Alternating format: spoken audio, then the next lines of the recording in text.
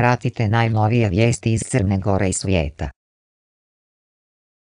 Uprava Suetskog kanala je saopštila da će do najavljene gala svečanosti 6.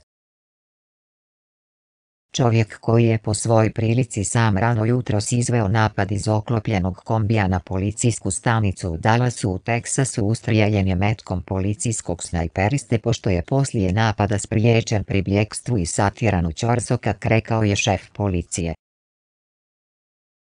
Tender za zakup lokaliteta Donja Arza površine 94,68 hiljada metara kvadratnih i akvatorijuma od 4,69 kvadratnih metara produžen je treći put do 18. Britanska kraljica Elizabeta II obilježila je danas i zvanično 89.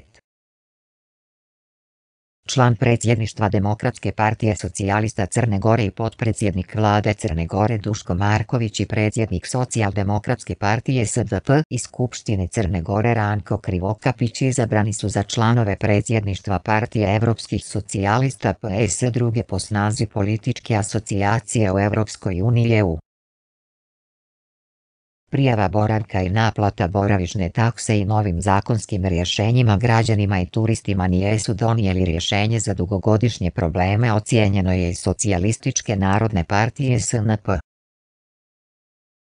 Predsjednik Socijaldemokratske partije SDP Ranko Krivokapić ponovo je izabran za člana predsjedništva partije Evropskih socijalista PS druge po snazi političke asocijacije u Evropskoj uniji EU.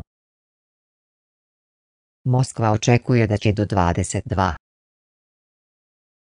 U Osnovnom državnom tužilaštvu u Plavu juče su saslušani Miralem Feratović, Hasim Ahmemulić, Fadil Musić i Mirsad Neković koji su bili delegati na Kongresu Socijaldemokratske partije, a za koje je predsjednik opštinskog odbora SDP Plave Džavid Šabović rekao da su trpjeli pritiske funkcionera DPS-a koji su pokušali da ih potkupe.